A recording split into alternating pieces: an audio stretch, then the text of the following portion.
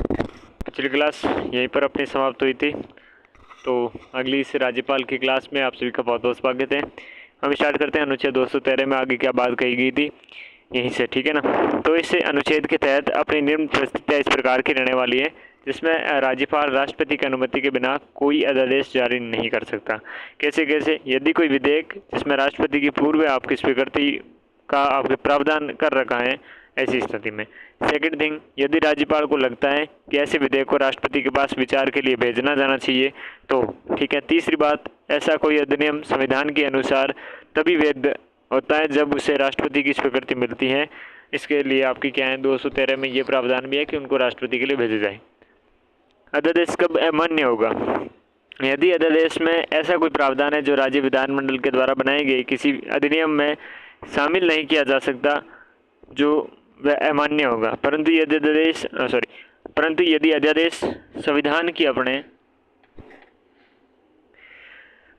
अध्यादेश संविधान के समवर्ती सूची से जुड़ा हुआ है, राष्ट्रपति के निर्देश पर जारी किया गया हो, तो उसे ऐसा माना जाएगा जैसे कि वह अधिनियम राष्ट्रपति की स्वीकृति के लिए आरक्षित हो और स्वीकृत हो गया हो, ठीक है ना। तो ऐसा अध्यादेश मान्य आपकी क्या है, देखो अमान्य होगा जब यदि अध्यादेश ऐसा कोई प्रावधान है जो राज्य विधानमंडल के द्वारा बनाए गए किसी अधिनियम में शामिल नहीं किया जा सकता, वह अमान्य होगा। परंतु यदि अध्यादेश संविधान की समवर्ती सूची से जुड़ा है और राष्ट्रपति के निर्देश पर आपको जारी किया गया है, तो ऐसा माना जाएगा कि वो अधिनियम आपके राष्ट्रपति की स्वीकृति के लिए आरक्षित हो और स्वीकृत हो गया हो, ठीक है ना। फिर इस स्थिति में कोई दिक्कत नहीं है।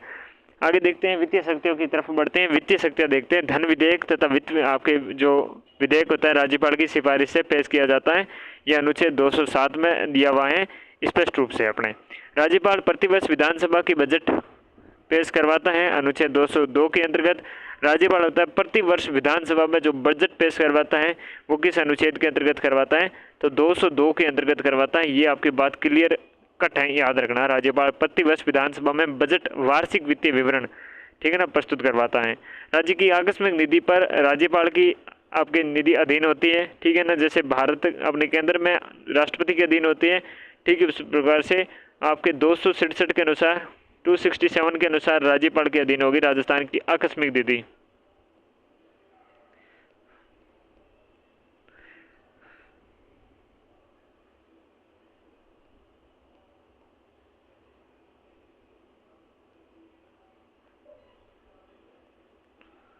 किसके अधीन होगी? राज्यपाल के अधीन होगी, ठीक है, डन है, ओके।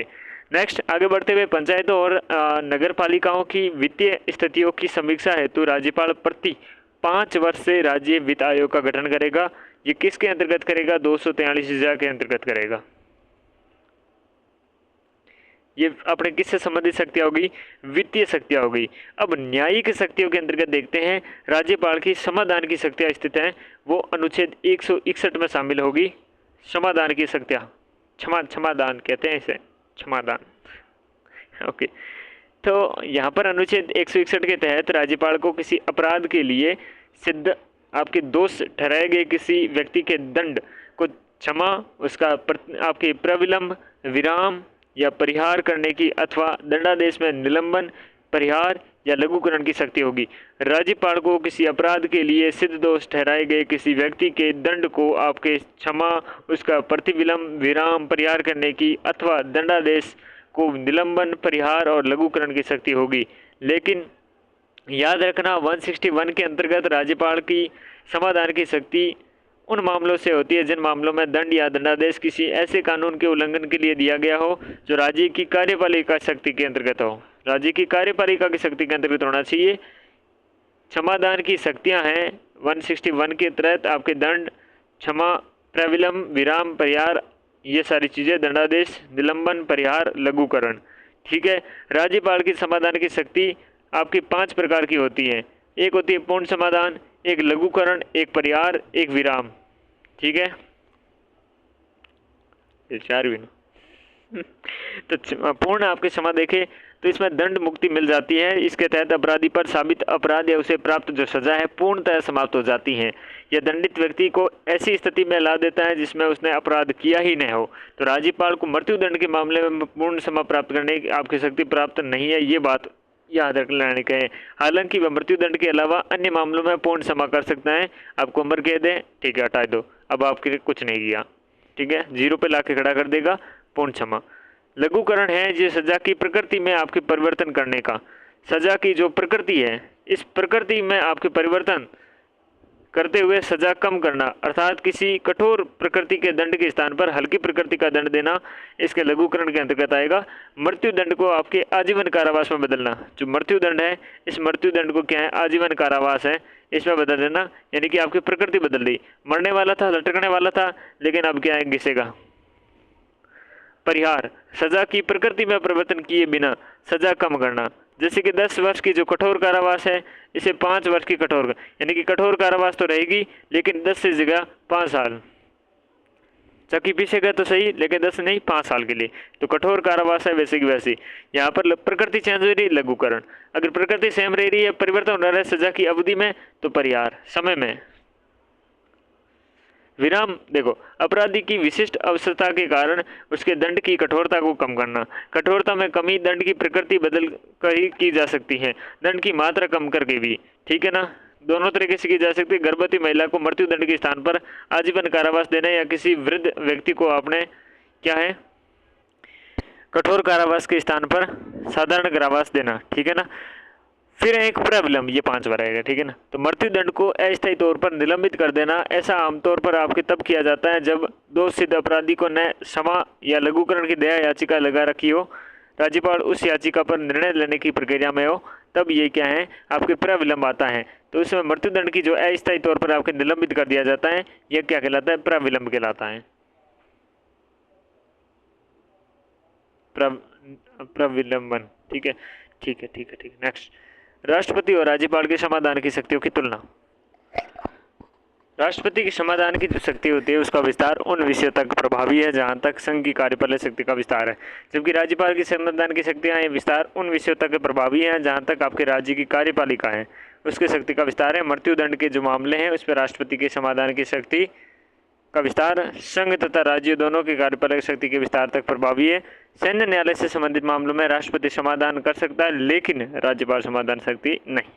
मृत्युदंड के मामलों में राज्यपाल पूर्ण समान आपके दान है नहीं कर सकता, हालांकि मृत्युदंड पर लघुकरण, विराम या अथवा आपके प्रविलंबन का प्रयोग कर सकता है। राष्ट्रपति मृत्युदंड पर आपके पूर्ण समाधान भी कर सकता है। ओके, नेक्स्ट आगे बढ़ते हैं अपने राजस्थान विधानसभा प्रक्रिया नियमावली की नहीं, उससे पहले तो और चीज़ें समझनी पड़ेगी। तो राजस्थान विधान प्रक्रिया नियमावली 2 अध्याय अपने अध्याय 23 यही देख रहे हैं। तो राज्यपाल से सदन को संवाद, जब राज्यपाल को विधानसभा से संवाद करना होता है, किससे, राज्यपाल को जब विधानसभा से संवाद करना होता है तो वह अध्यक्ष को लिखित संदेश अपने भेजता है और राज्यपाल के द्वारा स्वयं हस्तांतरित आपके हस्ताक्षरित होता है। और यदि राज्यपाल विधानसभा की बैठक के स्थान से आपके अनुपस्थिति हो, तो राज्यपाल विधानसभा की या बैठक के स्थान से आपके अनुपस्थित हो तो उसका संदेश किसी मंत्री के माध्यम से अध्यक्ष तक पहुंचाया जा सकता है। सदन से राज्यपाल को संवाद, देखो, सदन से आपके राज्यपाल को संवाद, सदन से राज्यपाल को संवाद 2 प्रकार से किया जा सकता है। सदन में प्रस्ताव पारित करवाकर औपचारिक आपके समावेश द्वारा अध्यक्ष के माध्यम से,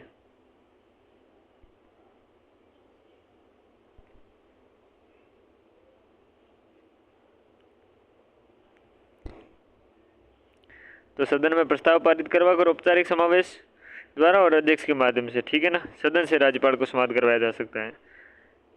राज्यपाल की स्व विवेक की जो शक्तियां हैं वो देखते हैं अब। संविधान में राष्ट्रपति के लिए स्व विवेक के प्रावधानों का उल्लेख नहीं किया गया है, जबकि राज्यपाल के लिए अनुच्छेद 163 के अंतर्गत स्पष्ट रूप से स्व विवेक शब्द उल्लेख किया गया है। संविधान के अनुच्छेद 163(1) में राज्यपाल की विवेकाधीन की शक्तियाँ संविधान के द्वारा आपके दिखाई देता है, ठीक है ना। अनुच्छेद 163(1) इस बात पे संविधान के द्वारा राज्यपाल से ये अपेक्षित है कि वह अपने कर्तव्यों को अपने विवेक अनुसार करे और उन बातों को छोड़कर राज्यपाल को अपने कर्तव्यों का प्रयोग करने में सहायता एवं सलाह देने के लिए एक मंत्री परिषद होगी जिसका प्रधान कौन होगा, मुख्यमंत्री होगा। देखो, संविधान में राष्ट्रपति के लिए स्वविवेक के प्रावधानों का उल्लेख नहीं किया गया है, लेकिन राज्यपाल के लिए अनुच्छेद जो 163 है इस 163 के अंतर्गत आपके स्पष्ट रूप से स्वविवेक की शक्ति है उस शब्द का उल्लेख किया गया है। संविधान के अनुच्छेद 163 अगर हम 1 की बात करें, ठीक है, राज्यपाल की जो स्वविवेक की शक्तियाँ हैं संवैधानिक आधार दिखाई देता है। 163 में जिन बातों में संविधान के द्वारा राज्यपाल से ये अपेक्षित है कि वह अपने कृत्यों को अपने विवेक अनुसार करे, उन बातों को छोड़कर राज्यपाल क्या है, अपने कृत्यों को प्रयोग करने के लिए सहायता व सलाह के लिए एक मंत्री परिषद होगी जिसका प्रधान कौन होगा, मुख्यमंत्री होगा। तो इसमें ये शब्द स्पष्ट रूप से अपने स्वविवेक शक्तियों का आधार दिखाई देता है।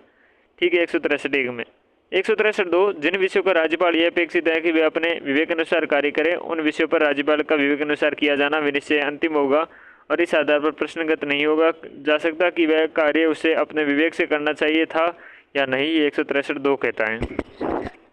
ठीक है, वहीं 100 आपके इसका अर्थ है कि स्वविवेक की शक्तियों के संदर्भ में राष्ट्रपति की तुलना में राज्यपाल की जो स्थिति है, ये स्थिति आपके संवैधानिक रूप से अधिक मजबूत है। राष्ट्रपति को स्वविवेक की शक्तियाँ प्राप्त होती हैं, लेकिन उसका उल्लेख संविधान में नहीं है। ठीक है ना, लेकिन इसमें आपके उल्लेख किया गया है, आप स्पष्ट रूप से देख पा रहे हैं।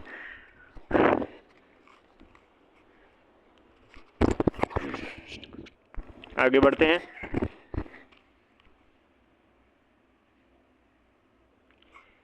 संविधान राज्यपाल के स्वविवेक की शक्तियों के 2 रूप हैं। एक संविधान प्रदत्त स्वविवेक की शक्तियां हैं जो संविधान के प्रावधान के अनुसार राज्यपाल के पास अपने निम्नलिखित रूप से विवेकाधीन शक्तियां होती हैं। अनुच्छेद 200 के अंतर्गत आपको पता है कि राज्य विधानमंडल के द्वारा जो पारित किसी विधेयक है, ये राष्ट्रपति के विचारात आरक्षित रख सकता है, विचारा राष्ट्रपति नहीं रख सकते किसी के लिए। 356 के अनुसार राज्य में संवैधानिक तंत्र की विफलता की स्थिति में राष्ट्रपति को रिपोर्ट भेजकर राज्य में राष्ट्रपति शासन बनाए रखने की सिफारिश कर सकता है लगाने की, लेकिन ऐसा करना राष्ट्रपति के हाथ में नहीं है। राष्ट्रपति की ऐसा नहीं सिफारिश किसी को नहीं करता। ऐसा करना राज्यपाल की क्या है, स्वविवेक की शक्ति है। 2, अब देखो कुछ स्वविवेक की शक्तियां हैं जो महाराष्ट्र, गुजरात, असम, नागालैंड, सिक्किम, मिजोरम और एपी यानी अरुणाचल प्रदेश राज्यों को प्रदान की गई है। ठीक है, अनुच्छेद 371 के तहत महाराष्ट्र और गुजरात के राज्यपाल के लिए विशेष अधिकार का उल्लेख है। आपके 371 के तहत महाराष्ट्र और गुजरात के राज्यपालों को, महाराष्ट्र में विदर्भ और आपके मराठवाड़ा, गुजरात में सौराष्ट्र और काठियावाड़ क्षेत्र का विकास करने हेतु विकास मंडलों का गठन करना वहाँ के राज्यपालों को विशेष अधिकार है 371 के अनुसार। राज्यपाल और क्या है अपने 371(a) की बात करें, 370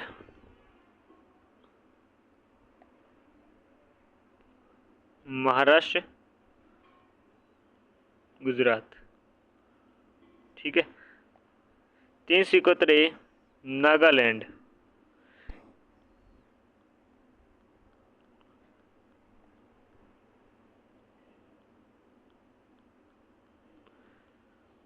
371(f) के तहत सिक्किम। ठीक है,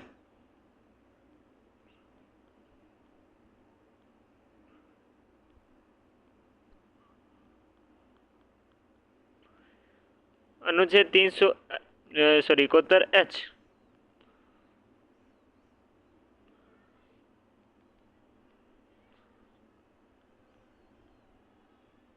इसमें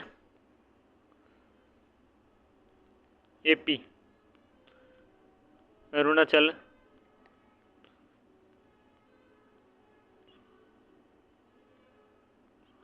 प्रदेश। ठीक है, कानून और व्यवस्था बनाए रखना राज्यपालों के विशेष अधिकार है। ठीक है ना, 372(b) में असम के राज्यपाल को स्वविवेक की शक्ति प्राप्त है कि वह असम के गौण खनिजों से प्राप्त जो आय है, आय को असम के जनजातियों के विकास के लिए खर्च करे। 371(b) का 72(b) असम के जो लिए आपके 72(b). ठीक है, असम के जनजातियों के विकास हेतु आपके स्वविवेक की शक्ति का इस्तेमाल करते हुए राज्यपाल असम के गौण खनिजों से प्राप्त आय को लगाएगा। अनुच्छेद 371 आपके जे के तहत कर्नाटक हैदराबाद क्षेत्र का विकास करना वहाँ के राज्यपाल का विशेष अधिकार है 371 जे के अनुसार।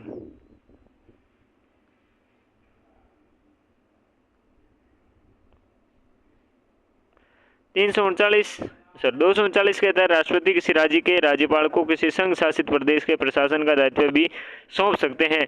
1986 में पंजाब के राज्यपाल को पास आपके चंडीगढ़ के प्रशासन का दायित्व सौंपा गया था। ये बात आपके 239 में कही गई है। केंद्र से जो संघ शासित प्रदेश है उसके सौंप सकता है 239 के अंतर्गत। ठीक है, नहीं, ये बात याद रखना।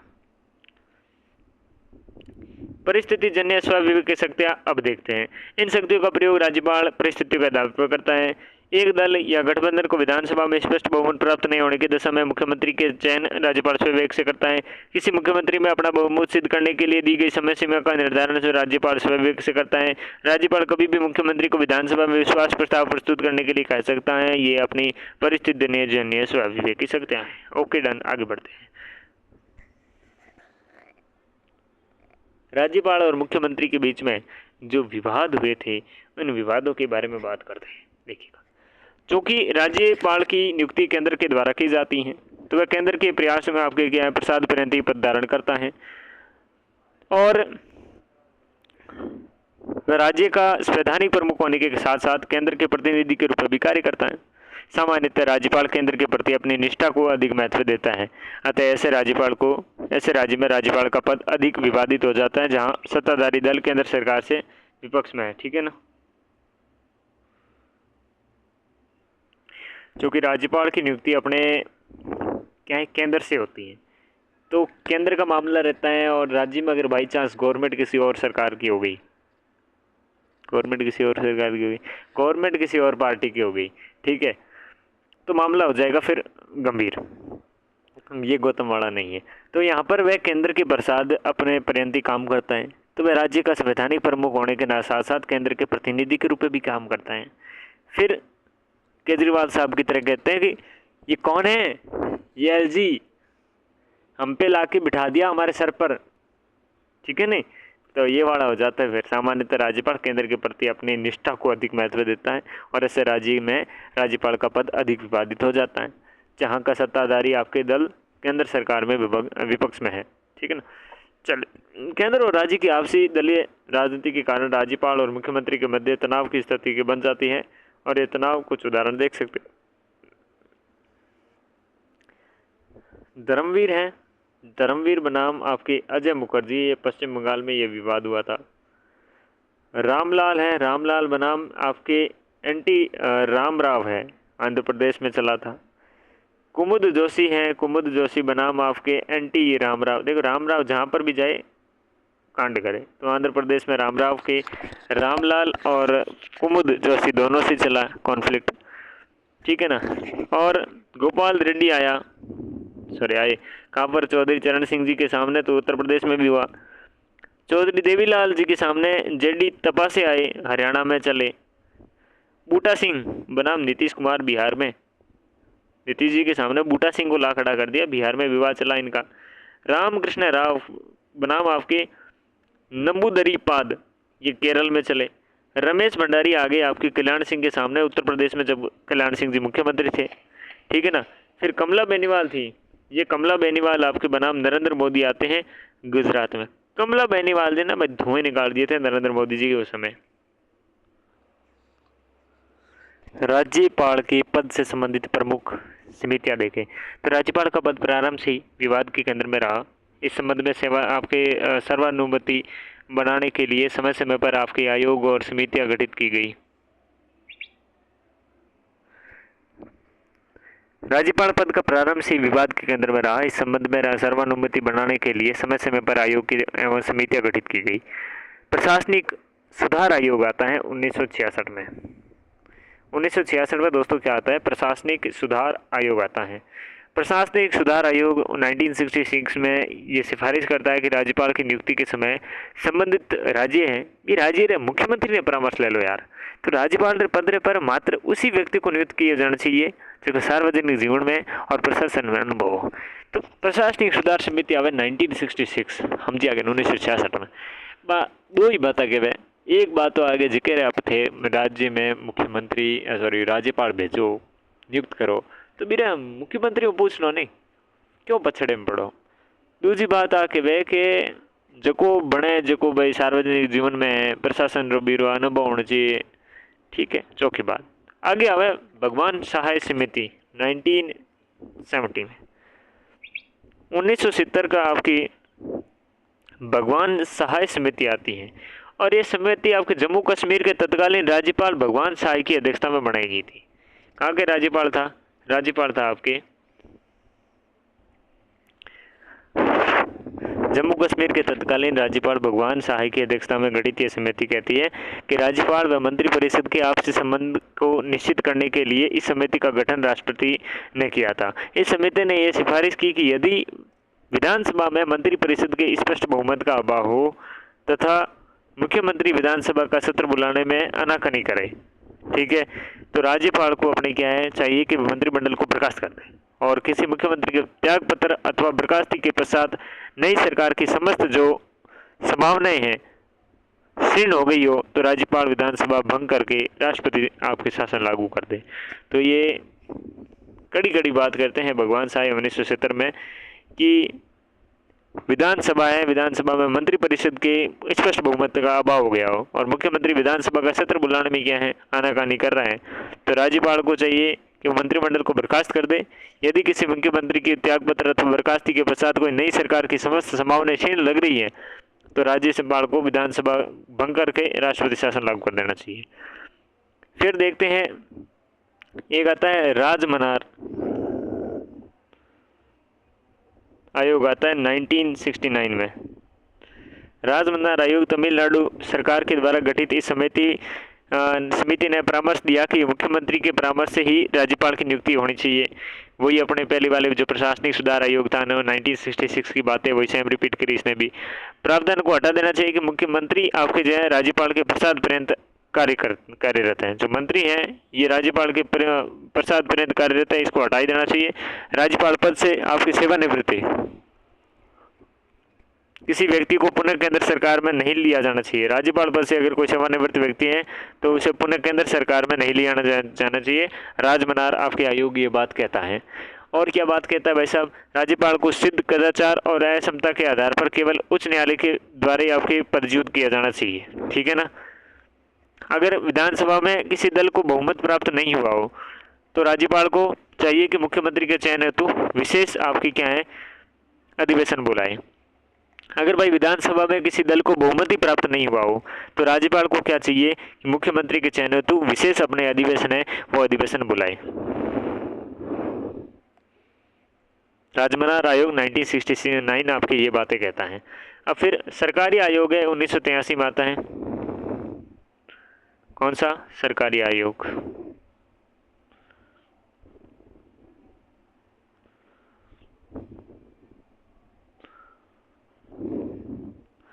सरकारी आयोग राज्यपाल के रूप में नियुक्त किए जाने वाला व्यक्ति है संबंधित राज्य का नहीं होना चाहिए। ये जो परंपरा बनी है ये सरकारिया समिति के 1983 की बातों से लेकर बढ़ी है। राज्यपाल को चाहिए कि जिस दल अथवा गठबंधन को विधानसभा में सर्वाधिक बहुमत प्राप्त है उसी सरकार बनाने के लिए आमंत्रित करना चाहिए, ठीक है ना। ये जो व्यवहारिक बातें चल कर आ रही है ये भी सरकारी आयोग की तरफ से। निर्वाचन में आपके पराजित व्यक्तियों की नियुक्ति राज्यपाल के रूप में नहीं करना चाहिए। ऐसे घायल व्यक्ति को क्यों करो जिसमें लोग ही नहीं चाहते हो, भविष्य में राज्यपाल को कोई लाभ का पद प्रदान नहीं किया जाना चाहिए। ये सारी बातें सरकारी आयोग 1983 में कर रहे हैं। राज्यपाल का पद है ये नियुक्ति के समय मुख्यमंत्री की सलाह है, ये संवैधानिक रूप से क्या है आपके अनिवार्य करनी चाहिए। ये सारी आपकी बात सहकारी आयोग करता है 1983 वाला, ठीक है। और इसकी बातें बहुत ही आपके सटीक रही थी और बातें मानी भी गई थी। यदि राज्य मंत्रिपरिषद आपके विधानसभा में अपना बहुमत खो देता है तो दूसरे बड़े दल को आपकी सरकार बनाने के लिए आमंत्रित किया जाना चाहिए। इसके पश्चात ही आपकी सरकार गठित नहीं होने की स्थिति पर राष्ट्रपति शासन की क्या है अनुशंसा करनी चाहिए, ठीक है ना। यह अंतिम ऑप्शन होना चाहिए कि आपने क्या है आप आपातकाल लगा रहे, ये भी सहकारी आयोग ही कहता है। अब बात करते हैं पुंछी आयोग की। पुंछी आयोग अपने राज्यपाल की नियुक्ति एक समिति की सिफारिश से की जानी चाहिए जिसमें सदस्य प्रधानमंत्री होना चाहिए, लोकसभा का अध्यक्ष होना चाहिए, गृह मंत्री होना चाहिए, संबंधित राज्य का मुख्यमंत्री होना चाहिए। थोड़ी बात थी वैसे तो, प्रधानमंत्री, लोकसभा के अध्यक्ष, गृह मंत्री होना चाहिए, फिर संबंधित राज्य मुख्यमंत्री होना चाहिए, ठीक है, तो आज कोई खास बात नहीं है। राज्यपाल को समय से पूर्व हटाने के लिए विधानसभा में महाभियोग की प्रक्रिया अपनानी चाहिए। राज्यपाल को समय से पूर्व अपने हटाने के लिए क्या विधानसभा में महाभियोग की प्रक्रिया वो अपनानी चाहिए, ये एक अच्छी बात है कि महाभियोग सिस्टम होना चाहिए। राज्यपाल का कार्यकाल 5 वर्ष की आपके निर्धारित होना चाहिए। ऐसे केंद्र सरकार की इच्छा मात्र के पद पर नहीं छोड़ना चाहिए, ठीक है ना। ये अच्छी बात पुण्य आपके पुण्य आयोग की बातें निकल के आती है। आगे बढ़ते हुए राजस्थान में संदर्भ में विभिन्न कथन है, ये कथन देखते हैं। सॉरी, राजस्थान नहीं, राज्यपाल के संदर्भ में। तो राज्यपाल है, इस राज्यपाल के संबंधित अपने कुछ कथन आते हैं। सरोजनी नायडू का नाम सुना है। सरोजनी नायडू कहती हैं सोने के पिंजरे के में बंद चिड़िया है, इस चिड़िया के समान है, क्या है, राज्यपाल है, ठीक है। श्री प्रकाश कहते हैं छूटी हुई जगह पर हस्ताक्षर करने के अतिरिक्त कोई अधिकार प्राप्त नहीं है। श्री प्रकाश जी जगह प्रकाश दियो भी जगह साइन ठोक दियो, यानी कि जी जगह जगह दी हुई जगह में साइन करना लो काम, हस्ताक्षर करना लो काम है बस। श्रीमती विजय लक्ष्मी पंडित कहते हैं पद नहीं वेतन के आकर्षण के कारण ही कोई व्यक्ति क्या है राज्यपाल बनना चाहेगा। गए पद तो कहीं है को नहीं, पद तो है नहीं, वेतन लेना है, वेतन वास्ते भले बन जो कौन के आ बात लक्ष्मी कैसी के विजय लक्ष्मी।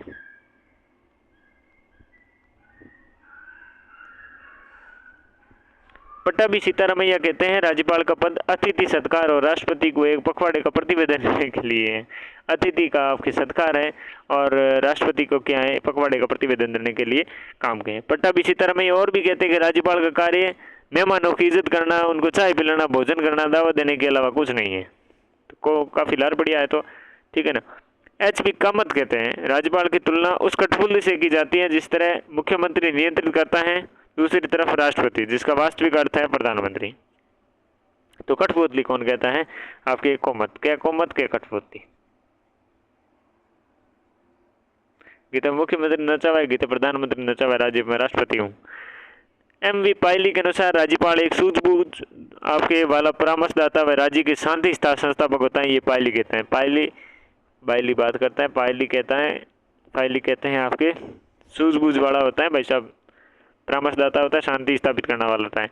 मार्गरेट अल्वा कहते हैं राज्यपाल राज्य सरकार के लिए हेडेक है, राज्य सरकार के हेडेक है, दूसरी तरफ केंद्र सरकार इन्हें महत्व नहीं देते। ये बात तो सही है, महत्व नहीं देते और हेडेक है एक तरह का, तभी तो सुनते हैं ना, कौन है ये एलजी, सर पे लाके बिठा दिया हम पे।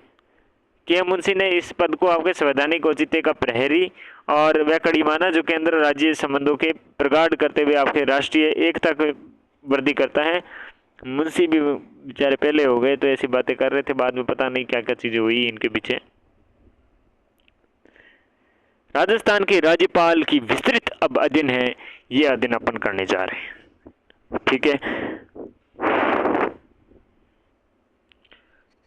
15 अगस्त की बात 1947 भारत आज़ाद हो, आज़ादी के बाद में इंडिया प्रोविजनल आपके कॉन्स्टिट्यूशन था, ऑर्डर 1947 के अंतर्गत अपनाए गए 1935 के भारत शासन अधिनियम के इंस्ट्रूमेंट ऑफ एक्सेशन प्रावधान के अनुसार राजपूताना कि सभी 19 रियासतों और 3 ठिकानों का एकीकरण 7 चरणों में हुआ। एकीकरण के दौरान 30 मार्च 1949 को जयपुर के महाराजा सवाई मानसिंह राज प्रमुख बने। ये बात चौथे चरण की बात है, जब वृद्ध राजस्थान बूढ़ी राजस्थान बनी हो, जब जयपुर महाराजा महाराणा सवाई आपके मान सिंह जी राज प्रमुख बनिया। 26 जनवरी 1950 रो राजस्थान 20 रणी रो राज्य हो और जीरे बाद में राज प्रमुख रो पद हुओ और सवाई मानसिंह राजस्थान का एकमात्र राज प्रमुख बढ़िया, ठीक है। तो 26 जनवरी 1950 में कहीं था 20 श्रेणी में राजस्थान हो तो और राज प्रमुख के पद में सवाई मानसिंह राजस्थान के एकमात्र राज प्रमुख रहा।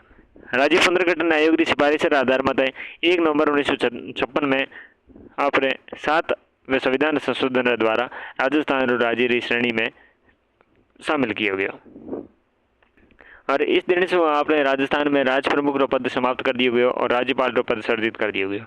श्री गुरमुख निहाल सिंह जी रो 25 अक्टूबर 1956 रो राज्यपाल रे पहले राज्यपाल रूप में नियुक्ति हुई और अपना पदभार संभाल लियो 1 नवंबर 1956 में। तो ध्यान रखिए दोनों तारीखा अपने जब नियुक्ति करी जब 25 अक्टूबर 1956 होती और जब कार्यभार संभालियो जब 1 नवंबर 1956 होती,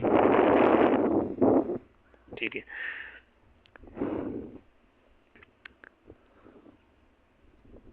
राज प्रमुखता पर एक ही बढ़िया और बैराज प्रमुख अपर है सवाई मान सिंह जी होता, सवाई मान सिंह जी। तो सवाई मान सिंह अपने क्या थे, पहले अपने राज प्रमुख थे, एकमात्र राज प्रमुख थे, ठीक है। और इनके समय अपने सबसे पहले इनके कार्यकाल की बात करें तो 1949 से लेकर 1956 तक इनका कार्यकाल रहा। और इनके समय मुख्यमंत्री की बात आती है प्रमुख रूप से, इनके समय मुख्यमंत्री कौन कौन थे, तो इनके समय आपके टीकाराम पालीवाल का नाम सुना होगा,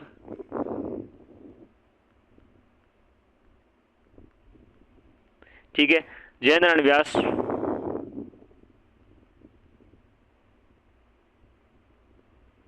और मोहनलाल सुखाड़िया।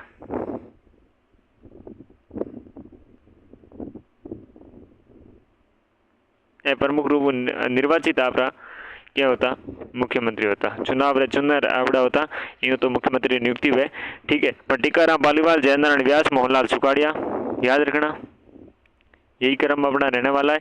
ये तीनों आपने निर्वाचित मुख्यमंत्रियों में से थे, ठीक है। आगे देखिए, आगे बढ़ते हैं अपने सरदार गुरुमुख निहाल सिंह की तरफ बढ़ते हैं। 25 अक्टूबर 1956 को नियुक्त राजस्थान के प्रथम राज्यपाल सरदार गुरुमुख निहाल सिंह थे। राज्यपाल गुरुमुख निहाल सिंह थे। राज प्रमुख आपके सवाई मान सिंह सेकंड थे, ठीक है।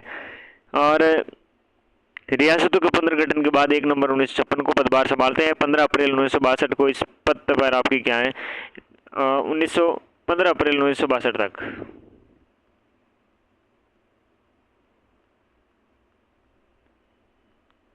इस पद पर क्या है रहने का काम करते हैं।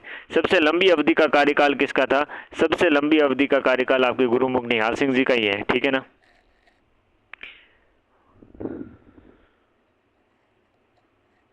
वर्ष 1952 में प्रथम बार आम चुनाव में आपके श्री सिंह आपके दिल्ली विधानसभा के सदस्य और 7 मई 1952 को दिल्ली विधानसभा के क्या है अध्यक्ष चुने गए थे।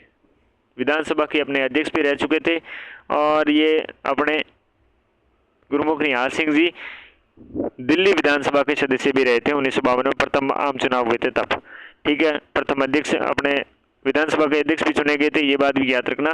13 फरवरी 1955 से लेकर 31 अक्टूबर 1956 तक दिल्ली विधानसभा का अस्तित्व समाप्त होने तक मुख्यमंत्री पद पर रहे थे। दिल्ली की विधानसभा का जो अस्तित्व था ये समाप्त होने के तक अपने क्या थे मुख्यमंत्री के पद पर ये रहे थे, विधानसभा के अध्यक्ष के पद पर भी रहे थे। ये सारी चीज़ें इनके ध्यान में आपको रखनी होगी, ठीक है ना। दिल्ली के मुख्यमंत्री रह चुके हैं ये। इन्होंने मोहनलाल सुखाड़िया की मुख्यमंत्री के रूप में 2 बार आपके शपथ दिलाने के काम की थी, ठीक है ना। 2 बार शपथ दिलाने का काम मुख्यमंत्री मोहनलाल सुखाड़िया को 2 बार अपने शपथ दिलाने का काम। और राजस्थान के राज्यपाल रहते हुए 1957 और 1962 में 2 विधानसभा में आरंभिक जो भाषण था, ठीक है ना, 57 और 1962 आरंभिक भाषण देने का काम किया। और साथ में आरंभिक भाषण तो ठीक था, साथ ही में अपने मुख्यमंत्री कौन है, मुख्यमंत्री मोहनलाल सुखाड़िया है। इनको 2 बार अपने शपथ दिलाने का काम करते हैं सुखाड़िया को, ठीक है। ये बात विशेष तौर पे ध्यान रखनी है। यही बस इतनी ही बातें इनके गुरुमुख निहाल सिंह जी के बारे में आपको ज्ञात रखनी है। इनके बाद हम डॉक्टर संपूर्णानंद जी को पढ़ेंगे। डॉक्टर संपूर्णानंद राज्य के दूसरे राज्यपाल के रूप में 16 अप्रैल 1962 को पद ग्रहण करते हैं। 15 अप्रैल 1967 तक इस पद पर आसीन रहे और 1918 से लेकर 1921 तक डूंगर आपके महाविद्यालय आपने सुना होगा बीकानेर के, ये प्राचार्य रहे थे। असहयोग आंदोलन था, उसमें भाग लेने के लिए पद त्याग दिया था इन्होंने और गिरफ्तारी भी दी थी। काशी विद्यापीठ में दर्शन शास्त्र के व्याख्याता रहे थे संपूर्णानंद जी। और 1926 में उत्तर प्रदेश विधान परिषद के सदस्य भी रहे थे। श्री गोविंद वल्लभ पंत के आपके मुख्यमंत्री तत्व में शिक्षा मंत्री भी रहे थे। ये 1954 में उत्तर प्रदेश के मुख्यमंत्री बने थे। देखो ये उत्तर प्रदेश के मुख्यमंत्री थे, अपने यूपी के सीएम रहे थे ये।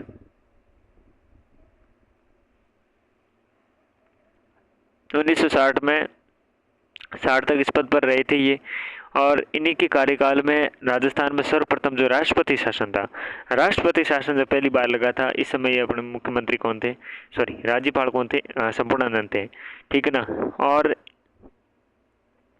2 राज्यपाल थे, एक और भी अपने थे इस समय, ठीक है ना। एक तो संपूर्णानंद जी थे, और संपूर्णानंद जी के बाद जस्ट बाद में बने वो वाले भी अपने सरदार हुकुम सिंह भी इस समय अपने क्या थे, रहे थे राज्यपाल, ठीक है ना। 13 मार्च में 1967, ठीक है। हिंदी साहित्य में उत्कृष्ट पुरस्कार के रूप में इनकी एक कृति थी, समाजवाद को मंगला प्रसाद पुरस्कार प्रदान किया गया था। समाजवाद को मंगला प्रसाद पुरस्कार दिया गया था। हिंदी नागरिक प्रचारणी सभा, आपने सुना होगा नाम, द्वारा प्रकाशित 18 भागों वाली हिंदी साहित्य का इतिहास के मुख्य संपादक रहे थे संपूर्णानंद जी, ठीक है ना। और नैनीताल में स्थित वेधशाला, जो वर्तमान में आपके सैटेलाइट ट्रेनिंग सेंटर है के रूप में कार्यरत है, ये संपूर्णानंद की क्या है, देन है, ठीक है। तो ये बातें संपूर्णानंद जी से आपके लेके आती है। दूसरे अपने राज्यपाल रहे थे ये, ठीक है ना। महाविद्यालय में ये बीकानेर में प्राचार्य भी रहे थे, त्यागपत्र भी दिया था। काशी में विश्वविद्यालय में दर्शन शास्त्र के व्याख्याता भी रहे थे। 1920 में यूपी विधानसभा के परिषद के सदस्य भी रहे थे। गोविंद वल्लभ पंत के मुख्यमंत्रित्व में शिक्षा मंत्री भी रहे थे। 1954 से मुख्यमंत्री बने थे, 1960 तक पद पर रहे थे। सर्वप्रथम राष्ट्रपति शासन जब लगा था राजस्थान में, ये कार्यकाल इनमें ये राज्यपाल थे। समाजवाद को मंगला प्रसाद पुरस्कार मिला हुआ है। हिंदी नागरिक प्रचारणी सभा के द्वारा प्रकाशित अपने 18 भागों में हिंदी साहित्य का इतिहास के मुख्य आपके संपादक रहे थे। नैनीताल में स्थित वेधशाला, जो वर्तमान में आपके सैटेलाइट ट्रेनिंग सेंटर में कार्यरत हैं, जो डॉक्टर संपूर्णानंद की देन है, ठीक है ना। ये बातें निकल के आती हैं। फिर सरदार श्री हुकुम सिंह के बारे में बात करते हैं। सरदार श्री हुकुम सिंह जी के बारे में बात करते हैं। हुकुम सिंह जी फिर बनते हैं राज्य के अपने तीसरे राज्यपाल बनते हैं, ठीक है। तीसरे राज्यपाल बने हुकुम सिंह जी 16 अप्रैल 1967 थे, ठीक है ना। संपूर्णानंद जी अब हट गए थे, ये बन गए थे अपने, ये 30 जून 1972 तक अपने पद पर आसीन रहे थे। कपूरथला में राज्य उच्च न्यायालय के उत्तरवर्ती आपके न्यायाधीश रहे थे ये। और संविधान सभा, अंतरिम संसद, प्रथम, द्वितीय और तृतीय लोकसभा के सदस्य रहे थे। देखो, संविधान सभा थी, अंतरिम जो संसद थी, प्रथम, द्वितीय और तृतीय लोकसभा थी, उसके अपने ये सदस्य रहे थे। तो बहुत बड़ी तोप तो थे ही है। 1965 में सोवियत संघ और आपके युगोस्लाविया के गए और संसदीय अपने प्रतिनिधिमंडल के सदस्य रहे थे। 1962 में सोवियत संघ एवं सन 1963 में यूएसए के में अपने संसदीय प्रतिनिधिमंडल का नेतृत्व किया था। 2 वर्ष तक राष्ट्रमंडलीय अपने संसदीय सम्मेलन के संचालन परिषद के चयनित सदस्य भी रहे थे। द्वितीय लोकसभा के उपाध्यक्ष, देखो द्वितीय जब लोकसभा थी, इस द्वितीय लोकसभा के उपाध्यक्ष रहे थे हुकुम सिंह जी। तृतीय लोकसभा के अध्यक्ष के पद पर रहे थे ये, ठीक है ना। याद रखना ये बातें सारे। राजस्थान के राज्यपाल बने रहते हुए 67 से लेकर 67 और 72 2 विधानसभाओं के आरंभिक जो भाषण थे ये इन्होंने दिए थे। पहले अपने गुरुमुख निहाल सिंह जी पढ़े थे, उन्होंने दिए थे, और अब अपने हुकुम सिंह जी दे रहे हैं, ठीक है ना। एक आपके रघुकुल तिलक भी देंगे। राजस्थान में प्रथम राष्ट्रपति शासन लगा, कार्यकाल में हटाया गया, इनके कार्यकाल में हटाया गया था, ठीक है ना। जो राष्ट्रपति शासन लग गया था अपने संपूर्णानंद जी के कार्यकाल में, ये अपने इनके कार्यकाल में ये हटा था, ठीक है। 1970 में हुकुम सिंह की अनुपस्थिति के कारण राजस्थान उच्च न्यायालय के मुख्य न्यायाधीश जगत नारायण जी को क्या है, राजस्थान का प्रथम कार्यवाहक राज्यपाल बनाया गया था, ठीक है ना। प्रमुख अपने लेखन भी इन्होंने किया। देखो, द आपके स्मोक्समैन अंग्रेजी में थी ये, the Sikh case, the problems of six, रूस जैसा मैंने देखा और रूस आज, ये प्रमुख इनकी लेखनी थी। फिर आपके मदार श्री जोगेंद्र जी आपके क्या बनते हैं, मदार श्री जोगेंद्र सिंह अपने क्या बनते हैं, आपके राजस्थान के चौथे राज्यपाल बनते हैं। 1937 में केंद्रीय विधानसभा के लिए चुने गए तथा सर्वसम्मति से आपके निर्विरोध विपक्ष के मुख्य सचेतक चुने गए थे, ठीक है ना। और राजनीतिक गुरु श्री गोविंद वल्लभ पंत थे। इनके राजनीतिक गुरु कौन थे? इनके राजनीतिक गुरु थे आपके श्री गोविंद वल्लभ पंत थे। संविधान सभा, अंतरिम सभा, लोकसभा और राज्यसभा के सदस्य रहे थे। देखो जोगिंदर सिंह ने बहुत कुछ उगाड़ा था। संविधान सभा, अंतरिम संसद, लोकसभा, राज्यसभा सभी के सदस्य ये रहे थे। ठीक है ना। नेशनल राइफल जो एसोसिएशन है, इनके आपके मानद महासचिव भी रहे थे और कृषि आयोग के सदस्य और राज्यसभा की गृहित जो समिति है उस गृहित समिति के अध्यक्ष रहे थे। 1971-72 में उड़ीसा के राज्यपाल भी ये रहे थे। ठीक है ना। तो जोगिंदर सिंह उड़ीसा के राज्यपाल भी रहे। 1 जुलाई 1972 में राजस्थान का राज्यपाल नियुक्त किया गया। 14 फरवरी 1977 को इस पद पर अपने आसीन रहे। इन्हीं के कार्यकाल में 1973 में अपने 14 मार्च को राज्यपाल रिलीफ फंड की स्थापना की गई। राज्यपाल जो रिलीफ फंड है, ये स्थापना किसके कार्यकाल में की गई? तो ये आपके जोगिंदर सिंह के कार्यकाल में की गई थी। 25 जून 1975 को आंतरिक अशांति के आधार पर राष्ट्रीय आपातकाल की अपनी घोषणा की गई और इस समय राजस्थान के राज्यपाल सरदार जोगिंदर सिंह थे। तो 25 जून 1975 को आंतरिक अशांति के आधार पर अपने राष्ट्रीय आपातकाल की जो घोषणा की गई थी, इस समय अपने राजस्थान के राज्यपाल कौन थे? जोगिंदर सिंह थे। ठीक है ना।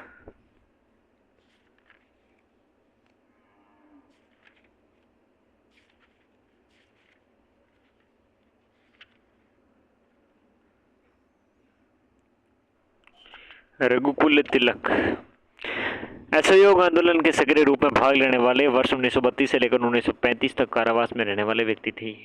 वर्ष 1939 से लेकर 1946 तक उत्तर प्रदेश के विधानसभा के निर्वाचित सदस्य रहे थे। 1942 में भारत छोड़ो आंदोलन में भाग लेने के कारण वर्ष 1942 से लेकर 44 तक पुणे जेल गए थे। 1944 में उत्तर प्रदेश में संसदीय सचिव नियुक्त किए गए थे। 1952 से 58 तक रेलवे सेवा चयन आयोग के उत्तर क्षेत्र में अपने अध्यक्ष रहे थे। 1958 से लेकर 1960 तक राजस्थान लोक सेवा आयोग के सदस्य रहे थे। रघुकुल तिलक ऐसे राज्यपाल रहे जो राजस्थान लोक सेवा आयोग के सदस्य रह चुके हैं। 1958 से 60 तक 2 वर्ष तक गांधी अध्ययन संस्थान काशी के अवैतनिक आपके कोषाध्यक्ष प्रोफेसर रहे थे। ये पंडित अपने दीनदयाल उपाध्याय शिक्षा संस्थान वरुड़ के संस्थापक सदस्य रहे थे और छत्रपति संभाजी आपके राजे शुगर इंडस्ट्री थी लिमिटेड के संस्थापक और अध्यक्ष रहे थे। संभाजी राजे ग्रामीण गैर कृषि आपके सहकारी ऋण समिति और चिंटेम्पल गांव के संस्थापक और अध्यक्ष रहे थे। ये जिला सहकारी दुग्ध उत्पादक संघ औरंगाबाद 2011 से लेकर 24 तक ये अध्यक्ष रहे थे। ठीक है ना। बहुत सारे इन्होंने अध्यक्षता करी है, छोटी छोटी जगह पर, बड़ी बड़ी जगह पर। रघुकुल तिलक। ठीक है ना। इन्हें अपने पद से हटा दिया गया था, ये बात भी याद रखनी है इनके। ठीक है ना। नीलम संजीव रेड्डी नाम याद रखना, 1981 में। ठीक है।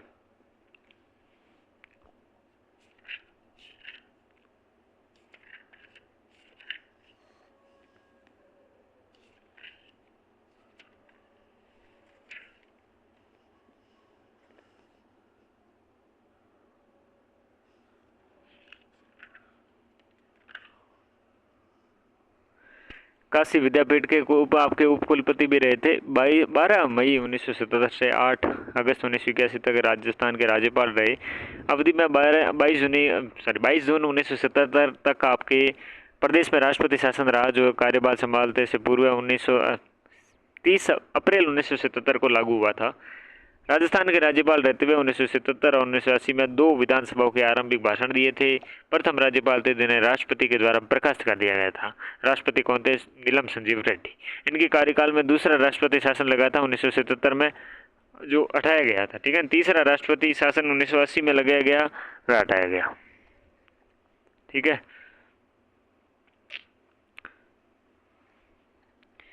मृत्यु एक क्या ही सड़क दुर्घटना में हो गई थी इनकी। ये थे रघुकुल आपके त्यागी, रघुकुल तिलक है, त्यागी नहीं है। ठीक है ना। अगले हैं अपने air chief marshal OP Mehra. नाम सुना ही होगा, नहीं सुना है तो अभी सुन लीजिएगा। इनकी बातें करें तो देखिएगा, ओपी मेहरा जी राज्य के 7वें अपने राज्यपाल रहे थे। ये 6 मार्च 1982 को पद ग्रहण किया था इन्होंने। 4 नवंबर 1985 तक इस पद पर आसीन रहे थे। तो 82 से लेकर 85 तक ये रहे थे। 82 से लेकर 85 तक। भारतीय वायुसेना में 1940 में जनरल ड्यूटी पायलट शाखा में नियुक्ति दी गई थी और बाद में चीफ ऑफ एयर स्टाफ बने थे। तो ये क्वेश्चन इनके बारे में आता है कि ये chief of air my staff कौन थे, ऐसे कौन से राज्यपाल रहे, तो इनका नाम आता है। चरम विशिष्ट सेवा पदक और पद्म विभूषण से इन्हें सम्मानित किया गया है, ठीक है ना। और परम विशिष्ट सेवा पदक है इनको दिया हुआ। इंस्टीट्यूट ऑफ आपके आर्मामेंट टेक्नोलॉजी के डीन के रूप में कार्य किया और हिंदुस्तान एरोनॉटिक्स लिमिटेड के अध्यक्ष भी रहते। ये इंपॉर्टेंट बनता है भाई साहब। भारत हॉकी महासंघ के उपाध्यक्ष और भारतीय ओलंपिक संघ के 5वें अध्यक्ष बने थे ये। 1978-80 में एशियाई ओलंपिक परिषद के अध्यक्ष भी रहे थे। आत्मकथा मेमोरीज स्वीट एंड सोर, ठीक है। इनके बाद बनते हैं वसंतराव पाटिल। पाटिल ने अपना नवंबर 1985 में राज्य के 8वें राज्यपाल बने थे।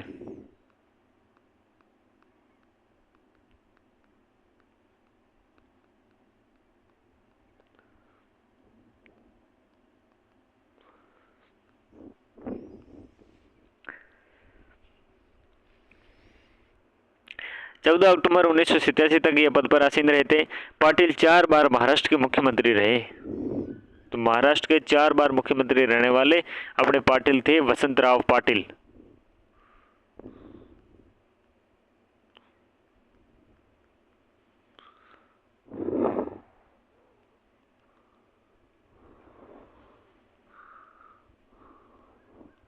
ठीक है। लोकसभा के सदस्य भी रहे थे ये। अपने राष्ट्रीय सहकारी चीनी मिल संघ के क्या रहे, अध्यक्ष भी रहे थे वसंतराव पाटिल, ठीक है। वसंतराव पाटिल के बाद हम बात करें सुखदेव प्रसाद की। तो श्री सुखदेव प्रसाद 1988 को राज्य के 9वें अपने राज्यपाल बने। तो 1988 में बनते हैं। और सुखदेव प्रसाद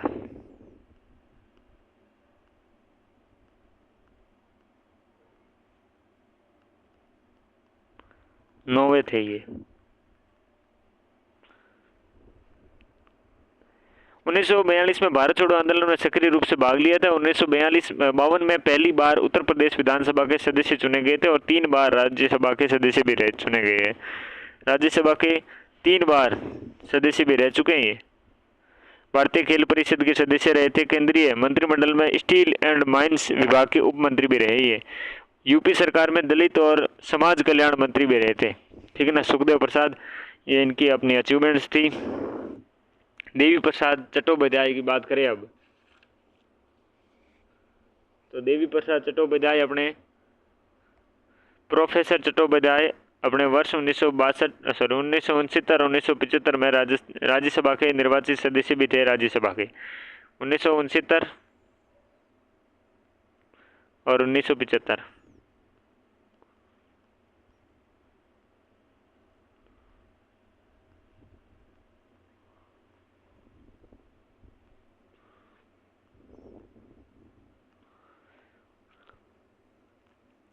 स्वास्थ्य और परिवार नियोजन मंत्रालय में राज्य मंत्री और केंद्रीय वाणिज्य मंत्री भी रहे हैं।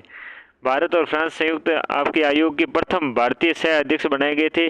प्रोफेसर अपने चट्टोपाध्याय 14 फरवरी 1990 से 25/8/1991 तक राजस्थान के राज्यपाल के पद पर रहे थे, ठीक है ना। चट्टोपाध्याय जी की ये बात थी। डॉक्टर एम चन्ना रेड्डी की बात करें तो एम चन्ना रेड्डी 1950 में अपने अस्थायी संसद के रूप में अस्थायी आपके संसद के लिए मनोनीत किए गए और कांग्रेस संसदीय पार्टी के सचेतक नियुक्त किए गए। एम चन्ना रेड्डी आपके वर्ष 1950 में अस्थायी संसद के लिए मनोनीत किए गए और कांग्रेस संसदीय पार्टी के सचेतक नियुक्त किए गए थे। प्रथम आम चुनाव में हैदराबाद विधानसभा के लिए चुने गए थे। जो प्रथम आपके आम चुनाव हुआ था, प्रथम आम चुनाव आपके हैदराबाद विधानसभा के लिए क्या थे, चुने गए थे। और हैदराबाद राज्य में कृषि खाद्य योजना और पुनर्वास आपके मंत्री भी रहे थे ये एम चन्ना रेड्डी। 1953 में रोम में आयोजित कृषि आपके जो विशेषज्ञों की विश्व सम्मेलन हुआ था, भारतीय प्रतिनिधित्व मंडल का नेतृत्व करने वाले एम चन्ना रेड्डी ही थे। वर्ष 1955 में रोम में ही खाद्य एवं कृषि संस्थान के सम्मेलन में भारतीय प्रतिनिधि मंडल का नेतृत्व उपनेता के रूप में किया था। 1967 में मार्च के महीने में केंद्रीय मंत्रिमंडल के मंत्री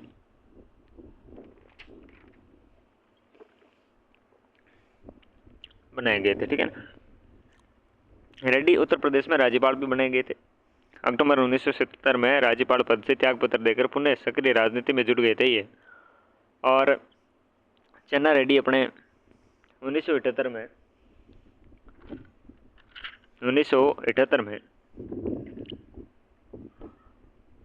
आंध्र प्रदेश के मुख्यमंत्री बने थे। ठीक है ना। 1980 में मुख्यमंत्री पद से त्यागपत्र देकर बाद में पंजाब की क्या बने, राज्यपाल बने। ठीक है।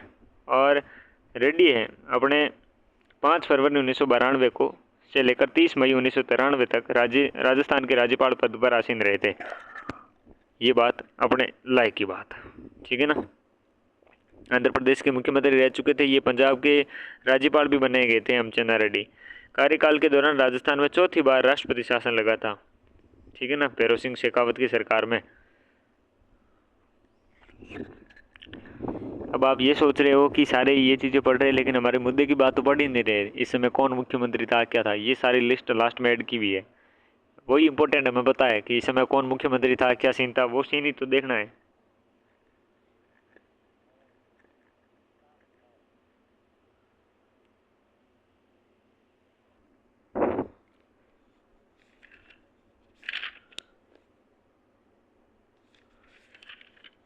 हाँ, तो बलीराम भगत के बारे में बात करते हैं। भारत छोड़ो आंदोलन में भाग लिया था इन्होंने। और भगत 1950 से लेकर 52 तक अंतरिम जो संसद थी उसके सदस्य भी रहे थे। और प्रथम लोकसभा में से निरंतर 5वीं लोकसभा तक 7वीं व 8वीं लोकसभा के सदस्य भी रहे थे। माय गॉड, देखिएगा, भारत छोड़ो आंदोलन में भाग लिया। इंटरेस्टिंग फैक्ट तो है ही है। भगत ने 1950 से 52 तक अंतरिम जो संसद की सदस्य भी रहे थे। ठीक है ना। यहाँ से इनका शुरू होता है। देखो, प्रथम लोकसभा से लेकर निरंतर 5वीं तक रहे लोकसभा के, फिर 6ठी में नहीं थे, 7वीं और 8वीं में लोकसभा के सदस्य रहे थे। और केंद्रीय विदेश मंत्री रहे। साथ में जनवरी 1976 से लेकर मार्च 1977 तक लोकसभा के अध्यक्ष पद पर भी आसीन रहे थे बलीराम भगत। श्री भगत ने वर्ष 1942 में 2 भूमिगत साप्ताहिक और क्विज आपके इंडिया और आवर स्ट्रगल व अहिंसक क्रांति पत्रों का आपके आर्थिक संपादन भी किया था आपके बलीराम भगत ने। ठीक है ना। ये बलीराम भगत की और बातें भी कुछ हैं क्या? बिल्कुल हैं। तो 1947 में अपने विकासशील हिंदी साप्ताहिक जो राष्ट्रदूत पत्र था उसका प्रकाशन इन्होंने किया था। इन्हीं के कार्यकाल में चौथा जो राष्ट्रपति शासन था वो हटाया गया था। जो फोर्थ आपके जो राष्ट्रपति शासन था वो हटाया गया था। ठीक है ना।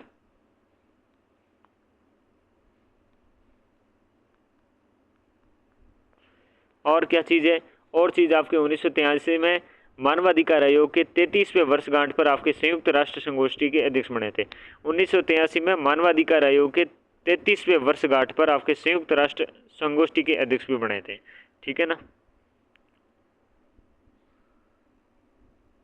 33वें वर्षगांठ का अपने संयुक्त राष्ट्र संगोष्ठी के अध्यक्ष और प्रमुख लेखन है नॉन अलाइनमेंट प्रेजेंट एंड आपके फ्यूचर और आपके कॉमनवेल्थ टू डे। ये प्रमुख रूप से आपके प्रमुख लेखन का कार्य किया। फिर हम बात करते हैं सरदार दरबारा सिंह की। पंजाब विधानसभा के अध्यक्ष भी रहे और लोकसभा के सदस्य भी रहे। तो पंजाब विधानसभा के अध्यक्ष, बड़ी बात है। राजस्थान के राज्यपाल के पद पर रहते हुए 23 अपने मई 1998 को निधन हो गया था। राजस्थान के वह राज्यपाल जिनका कार्यकाल न्यूनतम रहा, मात्र 23 दिन का कार्यकाल रहा इनका। और पोखरण परमाणु परीक्षण के समय ये राजस्थान के राज्यपाल थे। ये इन्होंने अपना नाम रिकॉर्ड अपने नाम किया, लेकिन मात्र 23 दिन का कार्यकाल रहा। पद पर रहते हुए सरदार दरबारा सिंह जी की मृत्यु हो गई। न्यायमूर्ति अंशुमान सिंह ने राजस्थान के राज्यपाल के रूप में 16 जनवरी 1999 को पद ग्रहण किया। 1984 में इलाहाबाद उच्च न्यायालय के न्यायाधीश नियुक्त हुए 1984 में। और इलाहाबाद उच्च न्यायालय के मंत्रालय कर्मचारी संघ के अध्यक्ष भी रहे।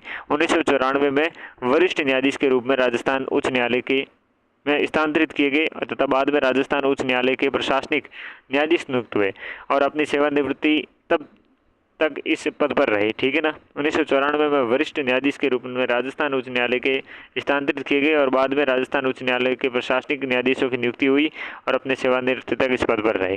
1994 से लेकर 97 तक 4 बार कार्यवाहक राज्यपाल के रूप में पद अपने भार ग्रहण किया था। 4 बार कार्यवाहक राज्यपाल के रूप में पद ग्रहण किया था 1994 से लेकर 97 तक। राजस्थान राज्य विधिक सेवा अधिकरण का कार्यकारी अध्यक्ष भी नियुक्ति किया गया था इन्हें। और 17 अप्रैल 1998 को गुजरात का राज्यपाल नियुक्त किया गया था इन्हें। तो अंशुमान सिंह जी ने भी काफ़ी जगह अपने बुलंदी छुई थी। फिर निर्मल चंद जैन है जो लोकसभा के अध्यक्ष और मध्य प्रदेश के महाधिवक्ता रहे थे। लोकसभा के अध्यक्ष तो रहे लेकिन मध्य प्रदेश के महाधिवक्ता रहने वाले राजस्थान के कौन राज्यपाल रहे? निर्मल चंद्र आपके जैन। इनकी भी पद पर रहते हुए अपनी मृत्यु हो गई थी 22 सितंबर 2003 को। ये 11वें वित्त आयोग के सदस्य रहे थे। 11वें जो वित्त आयोग था, इस 11वें वित्त आयोग के सदस्य रहे थे निर्मल आपके चंद्र जैन। फिर मदन लाल खुराना बनते हैं। मदन लाल खुराना ने राजस्थान के राज्यपाल के रूप में 14 जनवरी 2004 को पदभार ग्रहण किया और ये दिल्ली के मुख्यमंत्री भी रहे थे। आपके जब हम श्री आपके गुरुमुख निहाल सिंह को देखा था, वो भी दिल्ली के मुख्यमंत्री रहे थे। और मदन लाल खुराना है, Madan Lal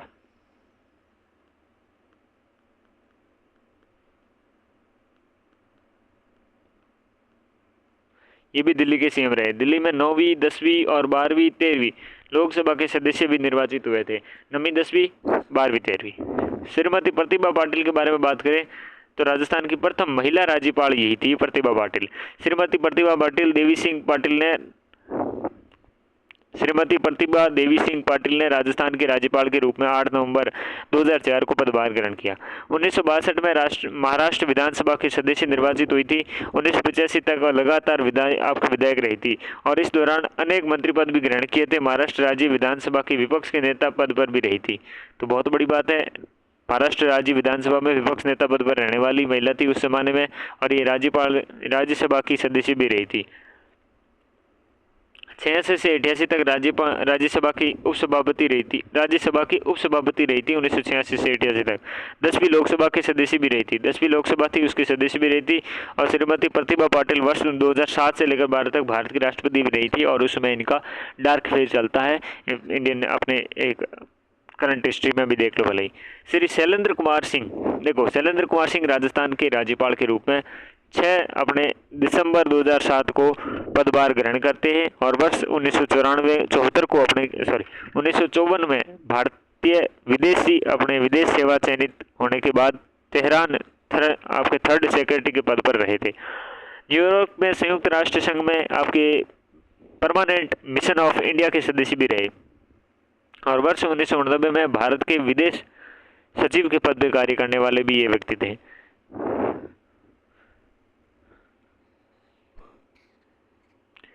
Pakistan, Australia, Afghanistan, Jordan, Lebanon, Cyprus के राजदूत रहे दिसंबर 2004 से दिसंबर 2007 तक। अरुणाचल प्रदेश के राज्यपाल पद पर भी रहते ये। राजस्थान राज्यपाल पद पर रहते हुए 2009 में इनकी मृत्यु हो गई थी। असामयिक मृत्यु हो गई थी। इनके बाद श्रीमती प्रभा राव है। ये प्रभा राव आपकी क्या बनते हैं? प्रभा राव राज्यपाल बनते हैं। 25 जनवरी 2010 को राजस्थान के राज्यपाल के रूप में पदभार ग्रहण किया। इससे पूर्व ये अपने राजस्थान राज्यपाल के अतिरिक्त प्रभार इन्हें दिया गया था, लेकिन फिर परमानेंट ये अपने राज्यपाल बन गए थे राजस्थान के। 1972 में महाराष्ट्र विधानसभा के सदस्य निर्वाचित हुए थे। 6 बार विधायक निर्वाचित हुए थे। अनेक बार मंत्री पद भी ग्रहण किया था। महाराष्ट्र विधानसभा में विपक्ष के नेता भी रहे थे, प्रभा राव प्रतिभा पाटिल की तरह ही। 13वीं विधानसभा के सांसद निर्वाचित हुए थे ये, और 19 जुलाई 2008 को से लेकर 24 जनवरी 2010 तक हिमाचल प्रदेश की ये राज्यपाल रही थी। और हिमाचल प्रदेश के राज्यपाल रहती इसी दौरान राजस्थान के भी राज्यपाल अतिरिक्त प्रभार रहा था, ठीक है ना। और राजस्थान के राज्यपाल पद पर रहते हुए 26 अप्रैल 2010 को असामयिक इनकी भी मृत्यु हो गई थी। 26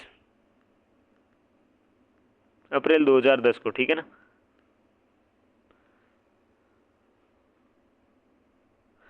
मार्गरेट अल्वा के बारे में बात करेंगे। 1999 में लोकसभा के निर्वाचित होने से पूर्व श्रीमती मार्गरेट अल्वा 1974 से निरंतर 4 बार राज्यसभा की निर्वाचित हुई थी। केंद्रीय मंत्री भी रही थी ये। 1999 से लेकर 2004 तक महिला सशक्तिकरण की संसदीय समिति की सभापति रही थी। श्रीमती अल्वा अपने 1986 में यूनिसेफ के द्वारा दक्षिण एशिया के बच्चों पर हुई जो प्रथम कॉन्फ्रेंस और महिला विकास पर हुए अपने सार्क देशों के मंत्री स्तर की जो बैठक थी उसकी सभापति निर्वाचित हुई थी मार्गरेट अल्वा। 1992 से मैं अपने दक्षिणी कोरिया की राजधानी सियोल में महिलाओं पर की जाने वाली हिंसा के विरुद्ध बैठक में आपके SKF का अध्यक्ष चुना गया। और 1976 में संयुक्त राष्ट्र की साधारण सभा में राष्ट्रीय प्रतिनिधित्व मंडल की सदस्य रही थी। संयुक्त राष्ट्र में महिलाओं की परिस्थिति पर बने आयोग की बैठक में भारत का प्रतिनिधित्व इन्होंने किया था। बाल श्रम की राष्ट्रीय समिति और नेशनल चिल्ड्रन बोर्ड की उपसभापति रही थी। राष्ट्रपति ज्ञानी जैल सिंह के मॉरिशस यात्रा, तत्कालीन प्रधानमंत्री राजीव गांधी की अपने सोवियत संघ यात्रा और कोपनहेगन में आयोजित वैश्विक सामाजिक बैठक में प्रधानमंत्री पीवी नरसिम्हा राव के दल की तथा उपराष्ट्रपति के.आर. नारायण की अपने ऑस्ट्रेलिया यात्रा के प्रतिनिधित्व मंडल की सदस्य रही थी। तो काफी बड़ा नाम इनका रहा था मार्गरेट अल्वा का, ठीक है ना। यानी जैल सिंह से संबंध था, राजीव गांधी जी से संबंध था, कोपनहेगन में आयोजित अपने वैश्विक सामाजिक बैठक में प्रधानमंत्री पीवी नरसिम्हा राव के दल से संबंध था, उपराष्ट्रपति के.आर. नारायण से ऑस्ट्रेलिया की यात्रा से संबंध था, ठीक है ना। तो फिर श्री कल्याण सिंह के बारे में बात करते हैं। कल्याण सिंह के बारे में बात करें तो कल्याण सिंह का कल्याण किस प्रकार से, यहाँ पर 1991 से 91 व 97 2 बार यूपी के मुख्यमंत्री रहे कल्याण सिंह। कार्यकाल में बाबरी मस्जिद विध्वंस हो गया था दिसंबर 1992 में, ठीक है। और जब राज्यपाल थे, ठीक है ना, राज्यपाल से संबंधित ना मुख्यमंत्री 1967 से लेकर 2002 तक उत्तर प्रदेश के 11 विधानसभा चुनाव में से 1980 को छोड़कर 10 बार निर्वाचित हुए थे। ये 2004 और 2009 में लोकसभा के सदस्य भी निर्वाचित हुए थे।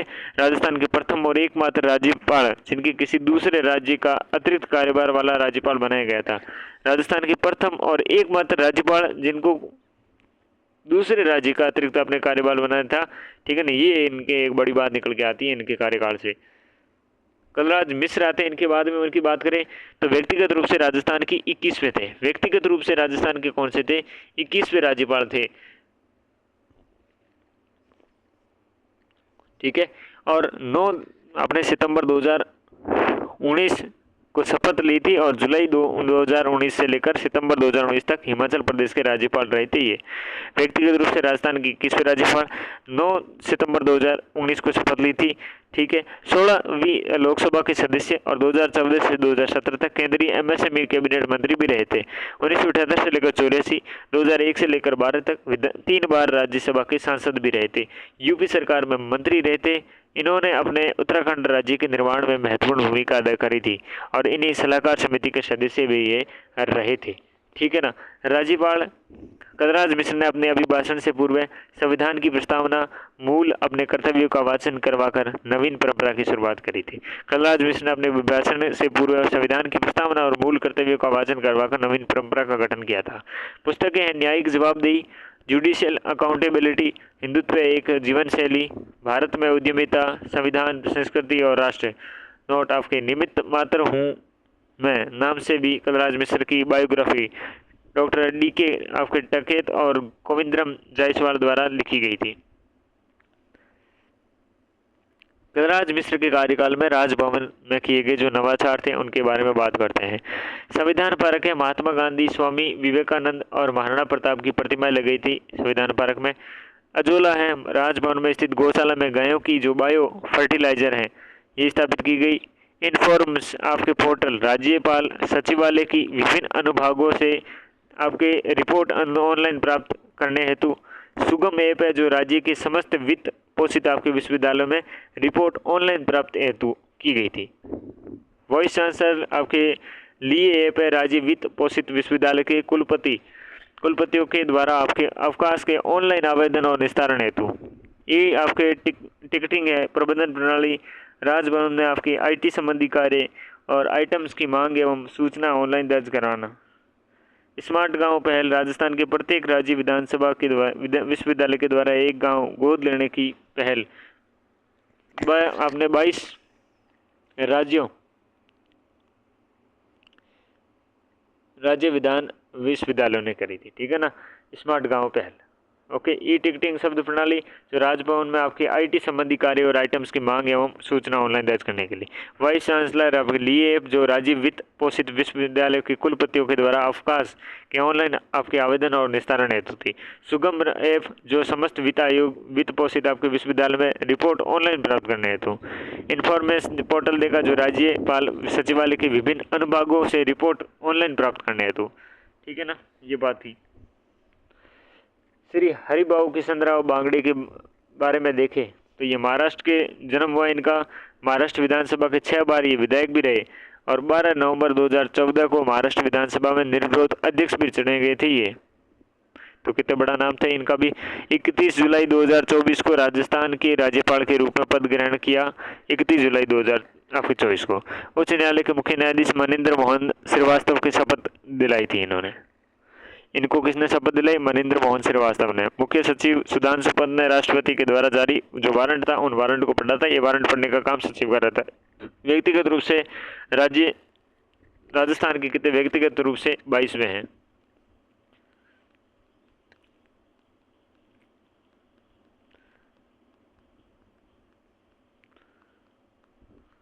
ठीक है, व्यक्तिगत रूप से बात हो गई। साप्ताहिक एक पत्रिका है सिवेक्स। सिवेक्स का क्या है? प्रतिनिधि के रूप में कार्य किया। महत्वपूर्ण उपलब्धियां 1981 में देवगिरी आपके नागरी सहयोग बैंक लिमिटेड की स्थापना इन्होंने की है। तो ये किसी दूसरे राज्यपाल के अपने ये Chhatrapati Sambhaji Raje sugar industry limited के संस्थापक और अध्यक्ष, पंडित दीनदयाल उपाध्याय के शिक्षा संस्थान के आपके बरूड के संस्थापक सदस्य रहे। संभाजी राजे ग्रामीण गैर कृषि जो सहकारी ऋण समिति थी और चिट्टेम्पल गांव के संस्थापक और आपके अध्यक्ष रहे थे। जिला सहकारी दुग्ध उत्पादक संघ औरंगाबाद के 2011 से 24 तक आपके अध्यक्ष रहे थे। ये जो रघुकुल तिलक के बारे में ये 4 लाइनें पढ़ी थी, ये किसके बारे में अपनी लाइनें? ये लाइनें किसके बारे में? हरिभाऊ कृष्णराव बांगड़े के बारे में। ठीक है ना। तो अब हम विशेष तथ्यों के बारे में बात करेंगे। तो ये हमारे प्रमुख जो राज्यपाल थे ये तो एक कंप्लीट से हो गए। अब हम विशेष तथ्य हैं और जो अभी भी राज्यपाल कंप्लीट नहीं हुए अब हम संबंधित करके भी पढ़ेंगे। ठीक है ना। तो अभी भी टाइम लगेगा, चीज़ें समझना और पड़ेगी क्योंकि सारी चीज़ें अभी कॉन्सेप्ट क्लियर नहीं हुए हैं। जब तक सारी चीज़ें क्लियर नहीं होगी तब तक क्वेश्चन आप हल करने की स्थिति में बिल्कुल नहीं रहने वाले। ठीक है ना। अब देखो, अब आपको जो क्वेश्चन है वन लाइनर जो पूछने की प्रबल संभावना रहती है वो वाले क्वेश्चन आ रहे हैं आपके लिए। ठीक है।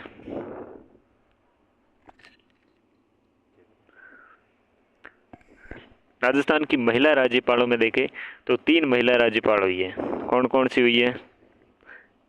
पहली हुई प्रतिभा पाटिल जो बाद में राष्ट्रपति बन गई थी, त्यागपत्र दिया था इन्होंने। और इनके बाद में प्रभा राव बनी थी जिनकी पद पर रहते हुए मृत्यु हो गई थी 2010 में। जो पहले हिमाचल प्रदेश की राज्यपाल थी, इस समय कार्यक्रम ने अतिरिक्त प्रभार भी दिया गया था और फिर परमानेंट हुई थी ये। इनके बाद में इनकी मृत्यु हो गई थी पद पर रहते हुए। और प्रभा राव के बाद में मार्गरेट अल्वा इनकी तीसरी जो महिला थी ये राज्यपाल रही थी, अल्वा। ठीक है, 3 प्रमुख रूप से ये महिलाएं रही हैं। राजस्थान के ऐसे राज्यपाल भी रहे जो लोकसभा के अध्यक्ष भी रह चुके हैं। उनमें प्रमुख रूप से 3 नाम आते हैं। 2 नाम तो आपके परमानेंट वाले थे और एक अतिरिक्त कार्यभार वाले थे राज्यपाल। शिवराज पाटिल थे, ये भी लोकसभा के अध्यक्ष रहे थे, लेकिन परमानेंट वाले हुकुम सिंह और बलीराम भगत थे। लोकसभा के अध्यक्ष रह चुके थे, एक थे हुकुम सिंह,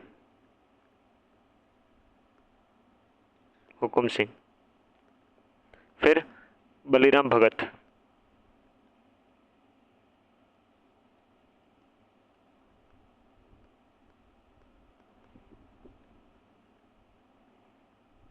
अतिरिक्त प्रभार वाले कौन थे?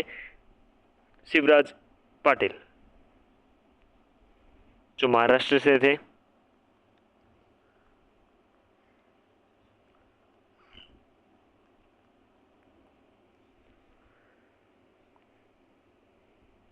राजस्थान एवं उत्तर प्रदेश के राज्यपाल राम नाईक ने अपने राज्यपाल प्रोटोकॉल की व्यवस्था में संशोधन किया था।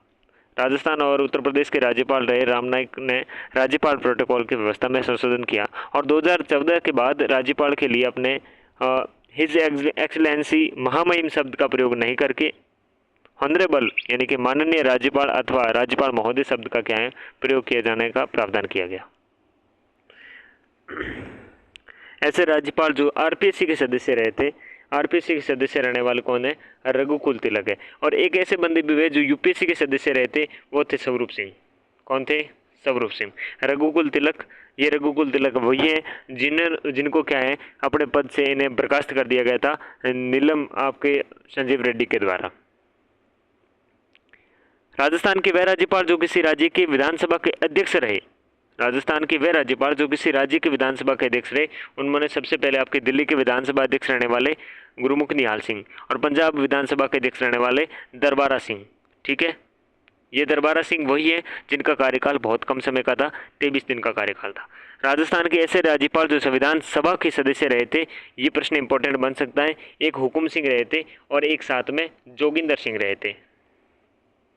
हुकुम सिंह और जोगिंदर सिंह ये प्रमुख रूप से संविधान सभा के सदस्य रहने वाले थे। सरदार गुरुमुख निहाल सिंह और दरबारा सिंह ये दोनों क्या है अपने विधानसभा के किसी राज्य के अध्यक्ष रहने वाले थे।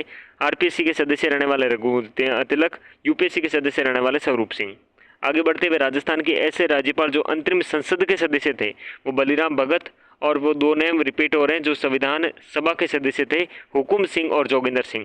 अतिरिक्त नाम आता है तो वो बलिराम भगत है जो अंतरिम जो संसद थी उसके सदस्य थे। तो ऐसे वे सदस्य कौन थे, संविधान सभा के भी सदस्य थे और आपके अंतरिम संसद के सदस्य भी थे, हुकुम सिंह और आपके जोगिंदर सिंह। लेकिन एक्स्ट्रा नाम अंतरिम आपकी संसद है उसमें आ रहे हैं, वो बलिराम भगत है। आगे बढ़े, राजस्थान में ऐसे राज्यपाल जिन्होंने 2 विधानसभा में आरंभिक अभिभाषण दिया था, ये आपके हम पहले भी कवर कर चुके हैं। गुरुमुख निहाल सिंह है, हुकुम सिंह है और रघुकुल तिलक है। ये तीनों आपके 2 विधानसभाओं के आरंभिक जो अभिभाषण है वो देते हैं। और राजस्थान के ऐसे कार्यवाहक राज्यपाल भी हुए जिन्होंने आरंभिक भाषण दिया, वो था आपके NL टिब्रेवाल। और NL टिब्रेवाल का आपके सर्वाधिक लंबा कार्यकाल एज ए कार्यवाहक राज्यपाल के रूप में रहा है। ठीक है, राज्यपाल का प्रधान आपके सचिव भारतीय प्रशासनिक सेवा का अधिकारी होता है। राज्यपाल का जो प्रधान होता है, राज्यपाल का प्रधान आपके राज्यपाल का प्रधान सचिव भारतीय प्रशासनिक सेवा का क्या होता है, अधिकारी होता है। ठीक है, ये बात। अब हम बात करें किसकी, हम बात करें अपने गवर्नर रिलीफ फंड के बारे में बात करते हैं। गवर्नर रिलीफ फंड आपके गठन है ये 14 मार्च 1973 को किया गया था और ये आपके गठन का उद्देश्य था अकाल और अभावग्रस्त जो क्षेत्र है उनकी सहायता करना। ठीक है ना, और प्राकृतिक आपदा और अग्निकांड, बाढ़ और दुर्घटनाओं से सहायता करना। प्रदेश में महामारी है, अतिवृष्टि है, टिड्डी है, ओलावृष्टि, अन्य आपदा क्षेत्रों में फसल की नुकसान है, औषधि और उपकरणों हेतु सहायता करना भी है। आपके माननीय राज्यपाल महोदय द्वारा अन्य जो कारण और उचित समझे जहां तत्कालीन आवश्यकता हो वहां पर भी। कलराज मिश्र के कार्यकाल में गवर्नर रिलीफ फंड का आपके डिजिटलाइजेशन किया गया था कलराज मिश्र के कार्यकाल में। मिलाप चंद जैन और NL टिब्रेवाल राजस्थान के ऐसे कार्यवाहक राज्यपाल रहे जो तत्कालीन समय में राजस्थान उच्च न्यायालय के कार्यवाहक मुख्य न्यायाधीश रहे। तो ये इंपॉर्टेंट फैक्ट है कि मिलाप चंद जैन है और NL आपके टिब्रेवाल है, राजस्थान के ऐसे कार्यवाहक राज्यपाल थे जो तत्कालीन समय में राजस्थान उच्च न्यायालय के कार्यवाहक मुख्य न्यायाधीश थे। ठीक है ना, ऐसे राज्यपाल जो अन्य राज्यों के मुख्यमंत्री रहे हैं, तो दिल्ली के प्रमुख रूप से 2 नाम याद आना चाहिए। एक नाम है गुरुमुख निहाल सिंह, ये दिल्ली के आपके वैसे तो विधानसभा के अध्यक्ष भी रहे हैं गुरुमुख निहाल सिंह और दिल्ली के मुख्यमंत्री भी रहे हैं। मदन लाल खुराना भी आपके इसी कैटेगरी में आते हैं। फिर संपूर्णानंद और कल्याण सिंह उत्तर प्रदेश के, तो ये तो बच्चे को पता है। महाराष्ट्र के वसंतराव पाटिल हैं, ये आपके मुख्यमंत्री भी रहे हैं। आंध्र प्रदेश के M चन्ना रेड्डी, जिन्हें अब कभी राज्यपाल बने तो कभी वापस खुजली हुई कि राजनीति में जाते हैं, तो वापस राजनीति भी गए, आंध्र प्रदेश के मुख्यमंत्री बने, फिर वापस आ गए इधर। ठीक है, तो इस प्रकार का सफ़र ये आपके 4 और 2 6 ऐसे आपके राज्यपाल रहे जो राजस्थान के मुख्यमंत्री भी रहे हैं। ठीक है, राजस्थान के राज्यपाल का अतिरिक्त प्रभार, राजस्थान के राज्यपाल का अतिरिक्त प्रभार देंगे। राज्य के विश्वविद्यालयों के कुलाधिपति रहते हैं। राज्य जो सैनिक बोर्ड है राजस्थान के उसके अध्यक्ष रहते हैं। ठीक है, राजस्थान में भूतपूर्व सैनिक आपके लाभ हेतु समायोजित जो समामेलित निधि के प्रबंधन समिति के अध्यक्ष और पश्चिमी क्षेत्रीय सांस्कृतिक केंद्र उदयपुर के अध्यक्ष रहे हैं। पश्चिमी क्षेत्रीय सांस्कृतिक केंद्र उदयपुर के अध्यक्ष रहे हैं। राजस्थान स्काउट एंड गाइड आपके संरक्षक भी रहे हैं। राजस्थान स्काउट एंड गाइड के आपके संरक्षक भी रहे हैं ये, और इंडियन रेड क्रॉस सोसाइटी के राजस्थान की राज्य शाखा के अध्यक्ष भी रहे हैं। इंडियन रेड क्रॉस सोसाइटी की राजस्थान राज्य शाखा की क्या है, ये अध्यक्ष रहे हैं। अब देखो वो हमारी कथा है, वो कथा स्टार्ट होने वाली है। वो कथा के लिए आप हो जाइएगा तैयार। अध्यक्ष रहे, क्या अध्यक्ष रही हैं रेड क्रॉस जो सोसाइटी उसके राजस्थान राज्य शाखा के अध्यक्ष होते हैं राज्यपाल, ठीक है ना, अतिरिक्त प्रभार रहता है उनका। अब ये कथा स्टार्ट होगी और ये कथा कुछ ही मिनटों में समाप्त होगी और इसी के साथ राज्यपाल का टॉपिक समाप्त होगा। क्या है ये कथा? ये कथा है राजस्थान के राज्यपालों की। ये कथा उनके नाम, उनके कार्यकालों से, उनकी विशेष तथ्य से, छोटा मोटा तथ्य होगा और तो क्या होगा, ठीक है ना, और साथ में तत्कालीन मुख्यमंत्री होंगे। तत्कालीन मुख्यमंत्री आपकी क्रॉस याद रखना है। चलिए स्टार्ट करते हैं। स्टार्ट यहाँ से है कि पहले हमारे सरदार गुरुमुख निहाल सिंह हुए, ये पहले अपने राज्यपाल थे। इनके समय पर आपके मोहनलाल सुखाड़िया क्या रहे? मोहनलाल सुखाड़िया आपके तत्कालीन मुख्यमंत्री रहे। इजी फैक्ट, आराम से फैक्ट, 1956 से 1962 तक इनका कार्यकाल, सर्वाधिक लंबा कार्यकाल। आगे बढ़ते हैं आपके डॉक्टर संपूर्णानंद का आपके 1962 से लेकर 1967 तक का कार्यकाल रहता है। मोहनलाल सुखाड़िया इनके समय भी आपके तत्कालीन मुख्यमंत्री थे। नेक्स्ट सरदार हुकुम सिंह 1967 से लेकर 1970 तक रहते हैं और इनके समय भी मोहनलाल सुखाड़िया आपके क्या रहते हैं? प्रमुख रूप से मोहनलाल सुखाड़िया आपके मुख्यमंत्री रहते हैं।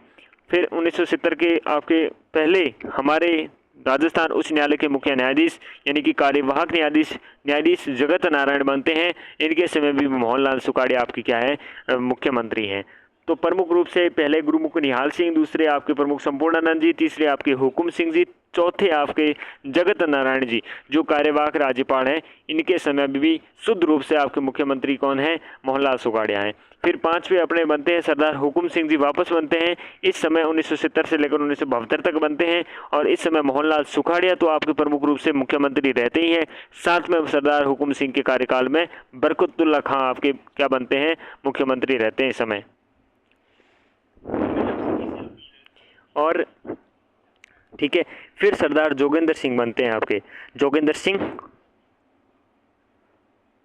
विधानसभा के देखते हैं ना दिल्ली वाले, ठीक है, हाँ, जोगेंद्र सिंह प्रमुख रूप से आपके बनते हैं। सरदार जोगेंद्र सिंह, इनके समय बरकतुल्ला खान तो मुख्यमंत्री थे ही और हरिदेव जोशी भी बनते हैं। ये 1972 से लेकर आपके प्रमुख रूप से कब तक रहते हैं? ये 1972 से लेकर 77 तक रहते हैं। जोगेंद्र सिंह के समय कौन? बरकतुल्ला और हरिदेव जोशी। अब हरिदेव जोशी आपके एक वेदपाल त्यागी नाम से कार्यवाहक होते हैं 1977 में। इसमें हरिदेव जोशी इनके समय क्या थे? हरिदेव जोशी का संबंध वेदपाल त्यागी से है, ठीक है। फिर रघुकुल तिलक की बात करें 1977 से लेकर 1981 तक है। इनके समय रघुकुल तिलक के समय आपके भैरव सिंह शेखावत के बाद में अब आपके जगन्नाथ पहाड़िया और शिवचरण माथुर, ये सारे आपके 1977 से 81 तक प्रमुख रूप से रहते हैं। कौन कौन? भैरव सिंह, जगन्नाथ पहाड़िया और शिवचरण माथुर। समझ में आ रही है ना बात? फिर आपके बनते हैं न्यायाधीश के.डी. शर्मा। के.डी. शर्मा आपके कार्यवाहक हैं, उच्च न्यायालय के मुख्य न्यायाधीश हैं और शिवचरण माथुर इनके समय मुख्यमंत्री हैं। फिर air chief marshal OP. Mehra बनते हैं, जिस समय भी आपके शिवचरण माथुर हैं। तो शिवचरण माथुर रघुकुल तिलक से शुरू होकर KD. Sharma, chief marshal OP. Mehra और फिर बाद में पी.के. बनर्जी कार्यवाहक है जो उच्च न्यायालय के मुख्य न्यायाधीश हैं। इनके समय में शिवचरण माथुर हैं, ठीक है ना। ये भी आपके 1985 में बनते हैं। फिर वापस ओ.पी. मेहरा बनते हैं। ओ.पी. मेहरा के समय आपके शिवचरण माथुर तो थे ही। फिर एक छोटा सा कार्यकाल, सबसे छोटा कार्यकाल वाले मुख्यमंत्री हीरालाल देवपुरा बनते हैं और इनके बाद में हरिदेव जोशी। ये 1985 में air chief marshal OP. Mehra बनते हैं। इस समय ये तीनों इनके मुख्यमंत्री थे। ओ.पी. मेहरा के समय 3 मुख्यमंत्री देख रहे हैं। साथ में ये नाम देखा हमने, जस्ट एक second, one second, Jogendra Singh देखा। जोगेंद्र सिंह के समय 2 मुख्यमंत्री देखने को मिलते हैं, लेकिन रघुकुल त्यागी के समय हमें 3 मुख्यमंत्री देखने को मिलता है, भैरव सिंह शेखावत, जगन्नाथ पहाड़िया और शिवचरण माथुर। फिर KD. Sharma, chief marshal PK. Banerjee, इनके समय तक आपके कौन है? शिवचरण माथुर। और ओ.पी. वापस मार्शल बनते हैं, उनके भी आपके शिवचरण माथुर है, लेकिन हीरापुर देवपुरा और ये जो जोशी जी हरदेव जोशी ये बन जाते हैं। फिर डी.पी. गुप्ता बनते हैं जो कार्यवाहक है, उच्च न्यायालय के मुख्य न्यायाधीश है। इस समय भी हरदेव जोशी हैं। कौन है? हरदेव जोशी इस समय भी। फिर बसंतराव पाटिल बनते हैं महाराष्ट्र वाले, इस समय भी हरदेव जोशी हैं। तो डी.पी. गुप्ता कार्यवाहक और फिर 1985 से 87 तक बसंतराव पाटिल, हरदेव जोशी। फिर न्यायाधीश जगदीश आपके शरण वर्मा, ये 2 टाइम्स आपके कार्यवाहक न्यायाधीश बनने वाले व्यक्ति हैं। राजस्थान उच्च न्यायालय के मुख्य न्यायाधीश हैं। हरिदेव जोशी तो इनके समय थे ही, लेकिन साथ में शिवचरण माथुर है जो सेकंड टाइम वापस बनते हैं, ये वाले। शिवचरण माथुर आपके सुखदेव प्रसाद के समय भी रहते हैं जो 1988 से 1990 तक रहते हैं, ठीक है। न्यायाधीश आपके जगदीश शरण वर्मा वापस बनते हैं, उच्च न्यायालय के मुख्य न्यायाधीश हैं, 1990 में बनते हैं। इस समय आपके शिवचरण माथुर है। जब पहली बार ये बने थे उस समय कौन थे? हरिदेव आपके जोशी और आपके शिवचरण माथुर थे। फिर सुखदेव प्रसाद के समय शिवचरण माथुर, वापस जगदीश शरण वर्मा आपके वर्मा बनते हैं, उस समय शिवचरण माथुर ही थे। सुखदेव प्रसाद वापस बनते हैं, सुखदेव प्रसाद आपके शिवचरण माथुर और हरदेव जोशी, ठीक है ना, शिवचरण माथुर और आपके शिवचरण माथुर और हरदेव जोशी। हरदेव जोशी और शिवचरण माथुर दो ऐसे व्यक्ति हुए जो 1980 से लेकर 90 तक दो बार आपके मुख्यमंत्री बनते हैं। मिलाप चंद्र जैन, मिलाप चंद्र जैन के समय हरदेव जोशी, ठीक है ना, ये उच्च न्यायालय के मुख्य न्यायाधीश है, ठीक है ना, कार्यवाहक है, कार्यवाहक मिलाप चंद्र जैन है, ठीक है ना। और इनके बाद में बनते हैं अपने कौन से, प्रोफेसर देवी प्रसाद चट्टोपाध्याय। इनके समय कौन है, भैरव सिंह शेखावत है, ठीक है ना, भैरव सिंह शेखावत है।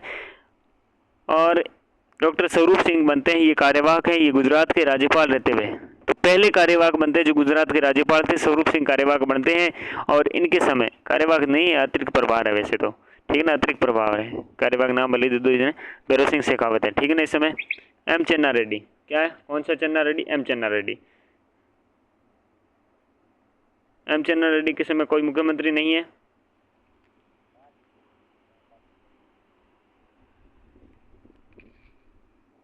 एम चन्ना रेड्डी 1992 और 1993 तक रहते हैं, ठीक है ना।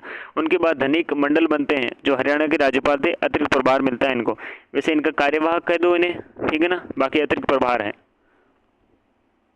बलीराम भगत है, बलीराम भगत के समय 1993 से 1998 तक भैरव सिंह शेखावत रहते हैं। सरदार दरबारा सिंह रहते हैं, ये दरबारा सिंह भैरव सिंह शेखावत इनके समय से आपके रहते हैं प्रमुख। दरबारा सिंह 23 दिन का ये आपके शासनकाल रहा, ठीक है ना, शासनकाल तो क्या रहा, कार्यकाल रहा, ठीक है ना। भैरव सिंह शेखावत है दरबारा सिंह के समय, बलीराम भगत के समय, ठीक है ना।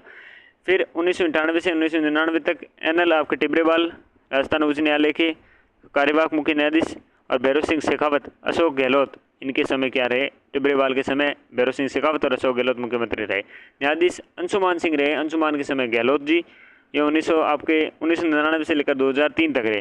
फिर निर्मल चंद्र जैन थे, निर्मल चंद्र जैन यही है जिनके आपके पद पर रहते हुए मृत्यु हो गई थी, 2003 में रहते, ये गहलोत इनके समय आपके मुख्यमंत्री रहे थे। फिर वसुंधरा राजे सिंधिया, अशोक गहलोत, ये दो गुजरात के आपके राज्यपाल थे, अतिरिक्त प्रभार मिला था कैलाश आपके पति मिश्र को। अशोक गहलोत और वसुंधरा राजे सिंधिया के आपके रहे थे, इनके समय मुख्यमंत्री 2003 और 2004। मदन लाल खुराना, मदन लाल खुराना का संबंध था वसुंधरा राजे सिंधिया से। और टीवी राजेश्वर है जो उत्तर प्रदेश के राज्यपाल रहते, अतिरिक्त प्रभार मिला था, वसुंधरा राजे से संबंध था। प्रतिभा पाटिल का संबंध वसुंधरा राजे से, महिलाओं का संबंध है यहाँ पर।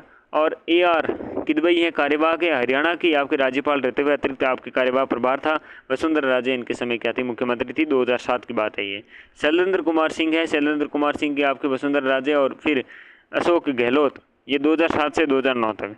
रामेश्वर लाल ठाकुर है, ठाकुर जी का संबंध मध्य प्रदेश के, ये राज्यपाल, अतिरिक्त प्रभार, अशोक गहलोत से संबंध था रामेश्वर लाल ठाकुर का। शैलेंद्र कुमार सिंह का अशोक गहलोत से संबंध रहा है, 2 बार संबंध रहा है, एक बार वसुंधरा राजे से संबंध। यहाँ पर प्रभा राव बनती है 2009 से 10 तक, हिमाचल प्रदेश के अतिरिक्त कार्यभार, प्रभा राव वापस फिर परमानेंट भी होती है 2010 में। अशोक गहलोत का संबंध इस समय था। प्रतिभा पाटिल से संबंध किसका था, वसुंधरा राजे से, प्रभा राव का अशोक गहलोत से। फिर शिवराज पाटिल बनते हैं, पंजाब के राज्यपाल बनने वाले, अतिरिक्त प्रभार मिलता है, अशोक गहलोत के समय थे। मार्गरेट अलवा हैं जो वसुंधरा और अशोक गहलोत दोनों के समय रहते हैं, 2012 से लेकर 14 तक। फिर राम नायक गोविंद बनते हैं 2014 में, कार्यवाहक बनते हैं, उत्तर प्रदेश के राज्यपाल के रूप में थे। राम नायक यहाँ पर अतिरिक्त प्रभार मिलता है, वसुंधरा राजे के संबंधित है भी। कल्याण मिश्र है, ये 2014 से 19 तक वसुंधरा राजे और अशोक गहलोत दोनों से संबंधित थे। कलराज मिश्र है, ये सिर्फ अशोक गहलोत से संबंधित थे। हरिभाऊ बांगड़े आपके प्रमुख रूप से भजनलाल शर्मा से थे। कलराज मिश्र का संबंध आपके भजनलाल शर्मा से भी हो सकता है, ठीक है ना। हरिभाऊ बांगड़े आपके लगातार अब तक हैं 2014 से 31/7/2024 से, सॉरी हैं, भजनलाल शर्मा से संबंध है। तो ये प्रमुख रूप से राम कथा थी आपकी किसकी, राज्यपाल की।